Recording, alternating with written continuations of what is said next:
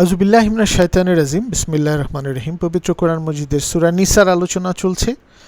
এবারে আমরা শুরু করছি ৭৭ নম্বর আয়াত থেকে, রুকু ১১। বিসমিল্লাহির রহমানির রহিম। তুমি কি দেখনি তাদের বলা হয়েছিল তোমরা অস্ত্র সংবরণ করে রাখো, সালাত কায়েম করো, যাকাত আদায় করো।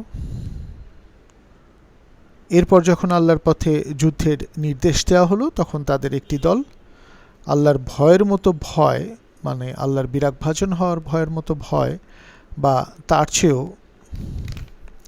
বেশি ভয় করতে লাগলো প্রতিপক্ষের মানুষদের। আল্লাহর সচেতনতা আল্লাহর প্রতি ভয়ের চাইতে এই অন্য মানুষদের, প্রতিপক্ষের মানুষদের ভয় করতে লাগলো।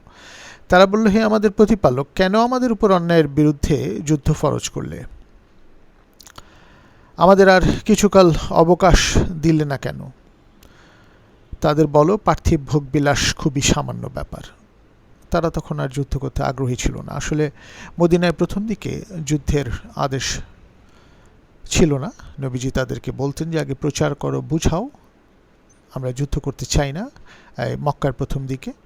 পরে মদিনায় গিয়ে যখন যুদ্ধের আদেশ হলো তখন এই ধরনের তাদের চিন্তাধারা আসতে থাকলো এবং তারা সংগ্রাম একটা জায়গা প্রতিষ্ঠিত করা, একটা যেহেতু অত্যাচারিত হচ্ছে, ইসলামের নিয়ম হলো যখন পিঠ ঠেকে যাবে তখনই তাদেরকে রিটালিয়েট করতে বলা হচ্ছে, যুদ্ধ করতে বলা হচ্ছে। এটা আমরা বিভিন্ন আয়াতে দেখেছি, সূরা বাকারাতেও দেখেছি, বিভিন্ন জায়গায় দেখেছি। এটা নিয়ে আমাদের একটা আলাপ আছে সূরা মুহাম্মাদের ৪ নম্বর আয়াতটা যখন আমরা আলাপ করেছিলাম, সূরা মুহাম্মদ সূরায় ৪৭ নম্বর সূরায় এই চ্যানেলে, তখন এটা আলাপ করেছি ডিটেল।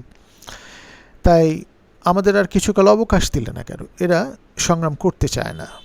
নবীকে আল্লাহ বলছেন তাদের বলো, পার্থিব ভোগবিলাস খুবই সামান্য ব্যাপার, এটার মধ্যেই তো ডুবে আছো। সার্বিকভাবে একটা আদর্শ প্রতিষ্ঠা করা, মানুষের জীবনটাকে সুন্দর করা, সততার পথে তাকে নিয়ে যাওয়া, এই ব্যাপারে তো চেষ্টা করতে হবে, প্রচেষ্টা নিতে হবে। এই ভোগবিলাস তো খুব সামান্য যেটাতে ডুবে আছো। আখিরাতে আল্লাহ সচেতন মানুষের জন্য অতি উত্তম, যারা মুত্তাকি তাদের জন্য সেই আসল জায়গা। পৃথিবীতেও কল্যাণ দাও, সেখানেও কল্যাণ দাও। নিশ্চয়ই আমরা সূরা বাকারাতেও দেখেছি, ২০১-এ বিভিন্ন সূরায় দেখিয়ে এ পৃথিবীর কল্যাণও প্রয়োজন, কিন্তু এটার একটা লিমিট আছে। আখিরাত যেটা একটা চমৎকার অবস্থান হবে, সেই জায়গাটাকে চিন্তা করে আসলে জীবনটাকে গুছাতে হবে সার্বিকভাবে। আখিরাতি আল্লাহ সচেতন মানুষের জন্য অতি উত্তম, সেখানে তোমাদের উপর চুল পরিমাণ অবিচার করা হবে না। ৭৮ নম্বর আয়াত, তোমরা যেখানেই থাকো না কেন, এমন কিছু উচ্চ সুদৃঢ় দুর্গে অবস্থান করলেও মৃত্যু তোমাদের পাকড়াও করবেই, একদিন তো মরতে হবেই। তাই সুন্দর কাজগুলো এই পৃথিবীতে যেন মানুষ করে যায়। তাদের ভালো কিছু হলে তারা বলে এটা আল্লাহর কাছ থেকে তার রহমত, আর খারাপ কিছু হলে হে নবী বলে এটা তোমার জন্য হয়েছে। আর খারাপ কিছু হলে এই যে বলছে তোমার জন্য হয়েছে, ওদের বলো সব কিছু আল্লাহর কাছ থেকেই আসে এবং আমরা কি নিয়ে আমাদের কর্মের বিনিময়ে আমাদের উপরে যে শাস্তি আসে সেটা।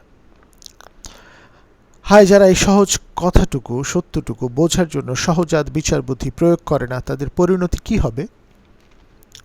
আমরা নিশ্চয়ই জানি পরিণতি কি হবে, কোরআন সার্বিকভাবে পড়লে এটা বেরিয়ে আসে। ৭৯ নম্বর আয়াত, হে মানুষ, সত্যই যে তোমরা যা কিছু কল্যাণ, তোমার যা কিছু কল্যাণ তা আল্লাহর রহমত, আর যা কিছু অকল্যাণ সব তোমার কর্মফল, যেটা আমরা আগেও আলোচনা করলাম। হে মোহাম্মদ, আমি তোমাকে সমগ্র মানব জাতির জন্য রসুল হিসেবে পাঠিয়েছি। এ কথার সত্যতার জন্য এক আল্লাহর সাক্ষ্যই যথেষ্ট। মানব জাতির প্রতি রহমত স্বরূপ, রহমতুল লিল আলামিন হিসেবে এসেছেন। আমরা দেখেছি সূরা আম্বিয়া ২১ নম্বর সূরার ১০৭ নম্বর আয়াতে, এবং আমরা সূরা সাবার যে ২৮ নম্বর আয়াত, ৩৪ নম্বর সূরার, সেখানেও দেখি যে এটা অধিকাংশ মানুষই বুঝলো না। এটা বুঝতে হবে যে মানব জাতির সকলের জন্য কল্যাণস্বরূপ রসুল হিসেবে এসেছেন। এ কথার সত্যতার জন্য এক আল্লাহর সাক্ষ্যই যথেষ্ট, উনি মানব জাতির সকলের জন্য এসেছেন। ৮০ নম্বর আয়াত, অতএব যে রসুলের আনুগত্য করে সে আল্লাহরই আনুগত্য করে। রসুল বুঝাচ্ছেন কোরআনটা, তার উপরে এসেছে, উনি বলছেন এটা আল্লাহর থেকে এসছে, তোমরা এই প্রিন্সিপালগুলো ফলো করো, জীবনে সফলতা অর্জন করবা। এটা মেনে নেওয়াই আসলে আল্লাহকেই মেনে নেওয়া। আর যারা তোমাকে মানতে অস্বীকার করে তাদের তত্ত্বাবধান করা তোমার কাজ নয়, তাদের কাছে বাণীটা পৌঁছে দেয় তোমার কাজ। 81 নম্বর, তারা বলে আমরা তোমার অনুগত। তোমার কাছ থেকে চলে যাওয়ার পর রাতে তাদের একটি দল তোমার দিক নির্দেশনার বিরুদ্ধে সলা পরামর্শ করে। তারা যা রাতে পরামর্শ করে আল্লাহ তা সবই লিখে রাখছেন, তাই তুমি তাদের কোনো পরোয়া করো না, আল্লাহর উপর ভরসা করো। ভরসাস্থল ও কর্মবিধায়ক হিসেবে আল্লাহই যথেষ্ট। 82 নম্বর আয়াত, এরপরও কোরআনকে অনুধাবন করার জন্য ওরা কি গভীর ধ্যানে নিমগ্ন হবে না বা ওদের সহজাত বিচার বুদ্ধি প্রয়োগ করবে না? এটা কোরআনে বিভিন্ন জায়গায় আসে।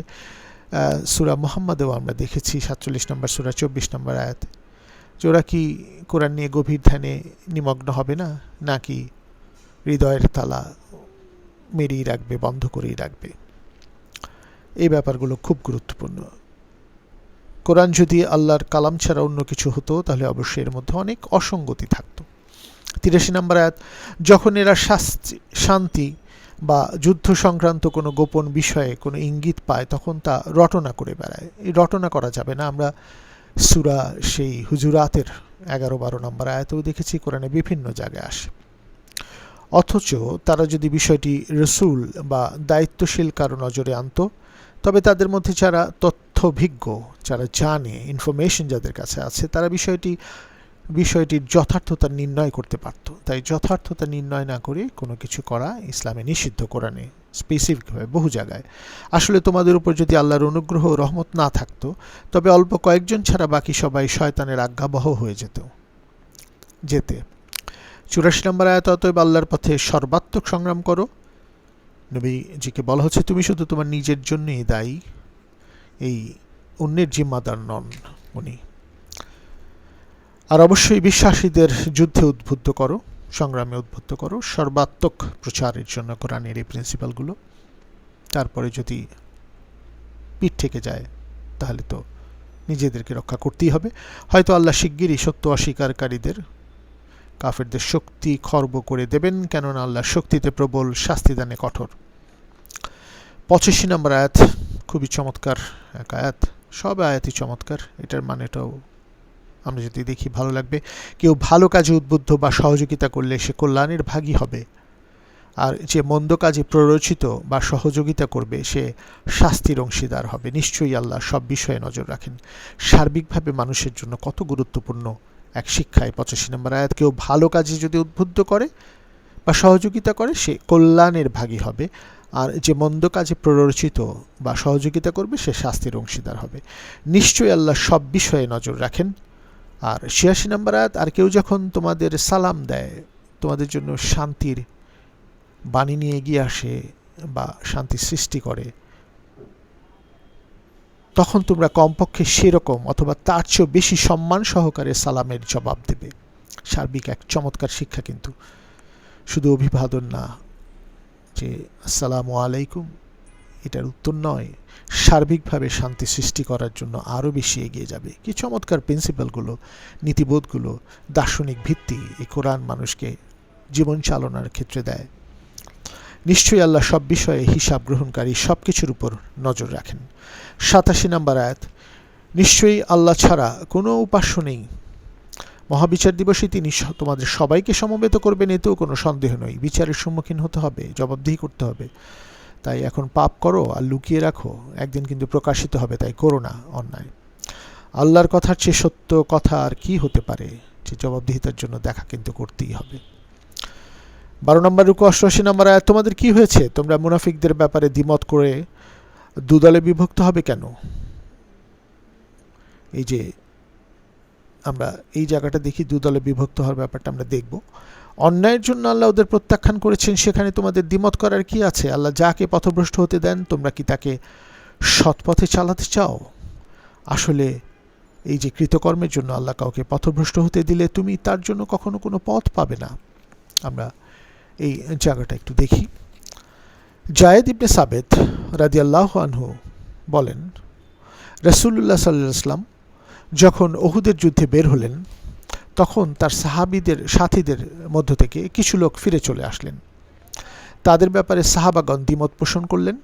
কেউ বললেন হত্যা করব, কেউ বললেন হত্যা করব না। তখনই আয়াত নাজিল হয় এবং রাসূলুল্লাহ সাল্লাল্লাহু আলাইহি ওয়াসাল্লাম বলেন, এই মদিনা নগরী কিছু মানুষকে দেশান্তর করে যেমনিভাবে আগুন দেশান্তর করে, যেমনিভাবে আগুন দূর করে লোহার ময়লাকে।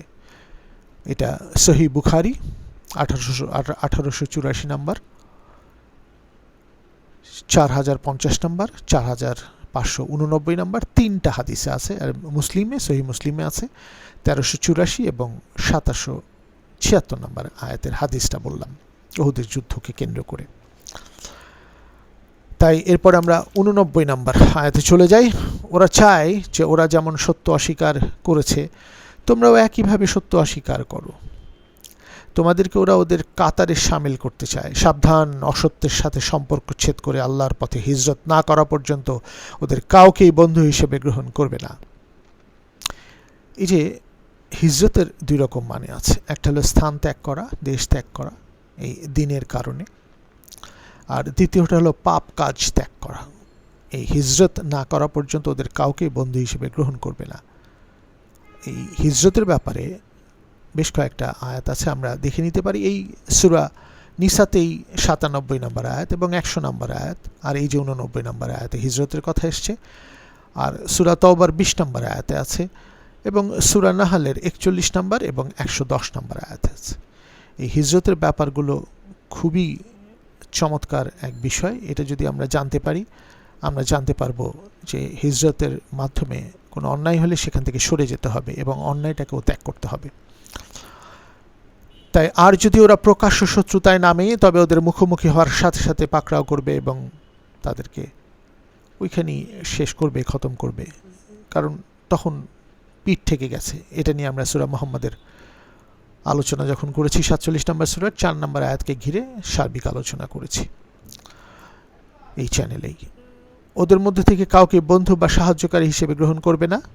90 নম্বর আয়াত, অবশ্য যারা তোমাদের সাথে চুক্তিবদ্ধ বা অঙ্গীকারবদ্ধ, এইরকম চুক্তিবদ্ধ গোত্রের সাথে গিয়ে মিশবে, সে মুনাফিকরা এই নির্দেশের আওতামুক্ত থাকবে, কারণ ওদের সাথে তো চুক্তি হয়েছে। সেখানে যদি যায়, যেহেতু চুক্তি হয়ে গেছে বিশ্বাসীদের সাথে, তাহলে এই জায়গায় তারা অ্যালাউড, চুক্তির মধ্যে যেহেতু আছে। সে মুনাফিকরা এই নির্দেশের আওতামুক্ত থাকবে, তাদেরকেও ছাড় দেওয়া হচ্ছে। কিন্তু আর তোমাদের বিরুদ্ধে বা নিজেদের গোত্রের বিরুদ্ধে কারো বিরুদ্ধেই যারা লড়াই সংঘর্ষে উৎসাহী নয়, সে মুনাফিকরাও এই নির্দেশের আওতামুক্ত থাকবে। আল্লাহ ইচ্ছা করলে ওদের শক্তিমান করতে পারতেন এবং নিশ্চয়ই ওরা তখন তোমাদের বিরুদ্ধে যুদ্ধ করত। সুতরাং ওরা যদি তোমাদের থেকে আলাদা হয়ে যায়, তোমাদের বিরুদ্ধে যুদ্ধ থেকে বিরত থাকে এবং তোমাদের প্রতি শান্তির হাত প্রসারিত করে, তবে ওদের কোনো ক্ষতি করার অনুমতি আল্লাহ তোমাদের দেননি। কি চমৎকার লিবারেল কনসেপ্ট! একটা মানবিক ব্যাপার, একটা সার্বিকভাবে শান্তি সৃষ্টির ব্যাপার কোরআন শিখিয়ে দিচ্ছে। ইভেন মুনাফিকরাও যদি হয়, তোমাদের থেকে আলাদাও হয়ে যায়, যুদ্ধ থেকে যদি বিরত থাকে, এরকম অন্যায় থেকে, ডিস্ট্রাকশন থেকে, ধ্বংস থেকে তোমাদের প্রতি শান্তির হাত প্রসারিত করে, তবে ওদের কোনো ক্ষতি করার অনুমতি আল্লাহ তোমাদের দেননি। 91 নম্বর আয়াত, অবশ্যই তোমরা এমন কিছু মুনাফিক পাবে যারা তোমাদের দিক থেকে এবং নিজ গোত্রের দিক থেকেও নিরাপত্তা পেতে চায়, কিন্তু অশান্তি ও বিশৃঙ্খলা সৃষ্টির প্রথম সুযোগেই ওরা তোমাদের উপর ঝাঁপিয়ে পড়বে। এই ধরনের মুনাফিকও পাবে। তাই যদি ওরা তোমাদেরকে তোমাদের মতো থাকতে না দেয়, তোমাদের সাথে শান্তি স্থাপন না করে এবং তোমাদের বিরুদ্ধে অস্ত্র সংবরণ না করে, তবে ওদের বিরুদ্ধে যুদ্ধ করার সুস্পষ্ট অধিকার তোমাদের দেয়া হলো। যদি তারা ভুল করে, তখন যুদ্ধে এগিয়ে যাও। তার আগে কিন্তু সম্পূর্ণ শান্তি এবং ক্ষমা, ক্ষতি করার অনুমতিও আল্লাহ দেন না ওদের। যেখানেই মুখোমুখি হও সেখানে ওদের পাকড়াও করো এবং খতম করো। ওই যখন পিঠ থেকে যাবে, এটা আমরা ডিটেল আলোচনা করেছি, বললাম আগেই। 13 নম্বর রুকু 92 নম্বর আয়াত, ভুল ক্রমে ছাড়া একজন বিশ্বাসী আরেকজন বিশ্বাসীকে কখনো হত্যা করতে পারে না। বিশ্বাসী আরেকজন বিশ্বাসীকে হত্যা করতে পারে না। এর সাথে আমরা সূরা মাইদার 32 নম্বর আয়াতটা যদি বলে দিই, নিরপরাধ মানুষকে হত্যা করতে পারবে না। যখন কেউ কোনো নিরপরাধ ব্যক্তিকে হত্যা করলো, সে যেন সমগ্র মানব জাতিকে হত্যা করলো, আর যখন কেউ কোনো মানুষের জীবন রক্ষা করলো, সে যেন সমগ্র মানব জাতির জীবন রক্ষা করলো। ওদের কাছে আমার রাসূলুল্লাহ বারবার সুস্পষ্ট প্রমাণ সহ হিদায়াতের বাণী পেশ করার পরও ওদের অনেকেই দুনিয়ায় অন্যায় অবিচারে লিপ্ত ছিল। কি চমৎকার আয়াত! সূরা মাইদার 32 নম্বর আয়াত। মানুষের প্রতি হত্যা নয়, মানুষের জীবন রক্ষা করার এই অনুপ্রেরণা।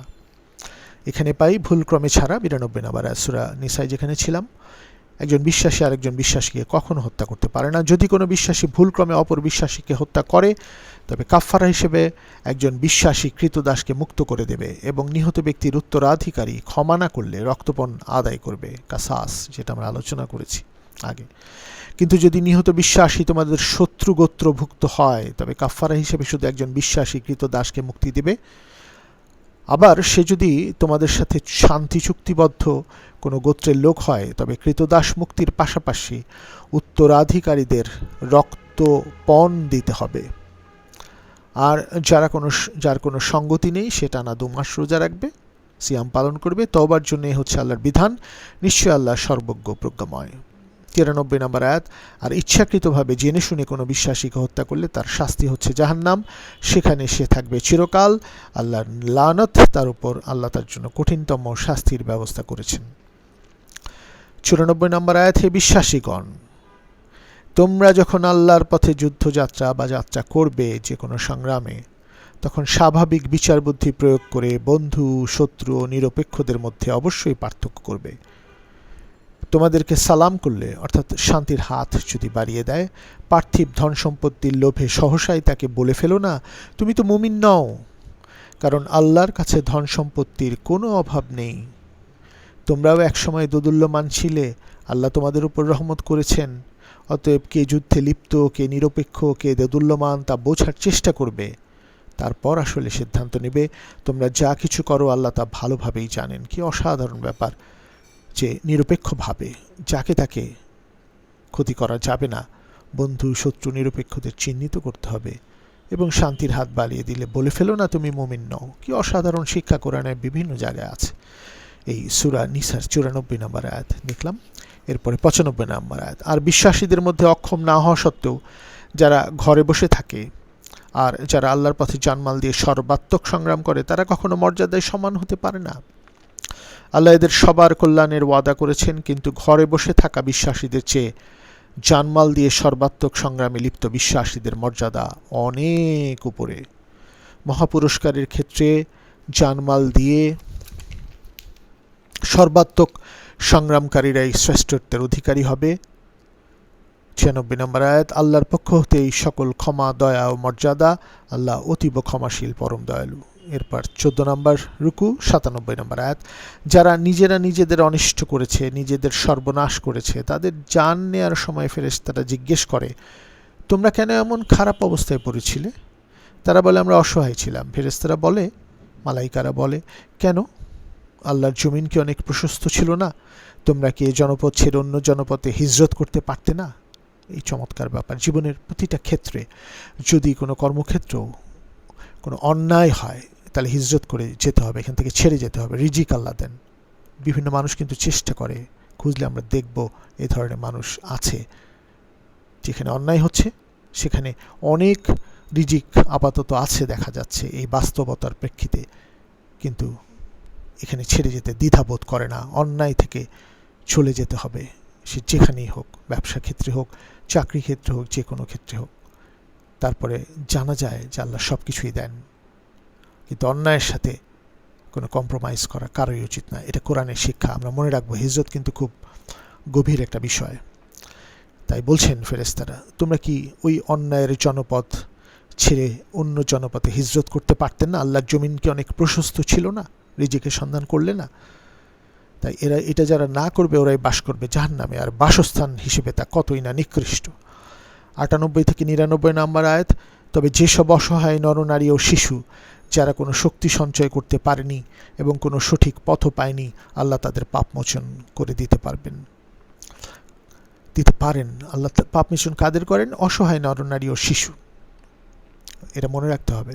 অন্যায়ের সাথে কোনো কম্প্রোমাইজ করা যাবে না, ছেড়ে চলে যেতে হবে। এটাই হিজরত সার্বিক অর্থে। ওখানেও ওই হিজরত হয়েছিল এক জায়গা থেকে ছেড়ে যাওয়া, এটা সার্বিক অর্থে কোরআন শিক্ষা দিচ্ছে বারবার। এই অসহায় নারী এবং শিশু শক্তি সঞ্চয় করতে পারেনি বলে যে ছেড়ে যেতে পারছে না, অন্যায় ত্যাগ করতে পারেনি, ওখান থেকে চলে যেতে পারেনি, আল্লাহ তাদের পাপ মোচন করে দিতে পারেন। কেন করে দিতে পারেন? এটা আল্লাহর ইখতিয়ার, কারণ আল্লাহ যথার্থই পাপ মোচনকারী, অতীব ক্ষমাশীল। এবার 100 নম্বর আয়াত, আবারও হিজরতের কথা আসবে। আর যে কেউ অন্যায়ের রাজত্ব ছেড়ে আল্লাহর পথে হিজরত করবে সে পৃথিবীতে বহু আশ্রয়স্থল প্রাচুর্য লাভ করবে। এটা কিন্তু ঘটে, এটা উদাহরণ হিসেবে অনেকের জীবনে আছে। আল্লাহ ও রসুলের পথে হিজরত করার সময় পথে কারো মৃত্যু হলে তার পুরস্কার আল্লাহর কাছে অবধারিত। আল্লাহ অতীব ক্ষমাশীল, পরম দয়ালু। আমরা 100 নম্বর আয়াতটা শেষ করলাম, আমাদের 14 নম্বর রুকু পর্যন্ত শেষ হলো। এ পর্বে এ পর্যন্তই। নিশ্চয়ই আমরা এখান থেকে শিক্ষা গ্রহণ করব, বিশেষ করে হিজরতের ব্যাপার, যেটা খুবই গুরুত্বপূর্ণ। যারা এটা উপলব্ধি করেছে তারা কিন্তু বুঝে। জাযাকাল্লাহু খায়রান। আসসালামু আলাইকুম ওয়া রাহমাতুল্লাহি ওয়া বারাকাতুহু।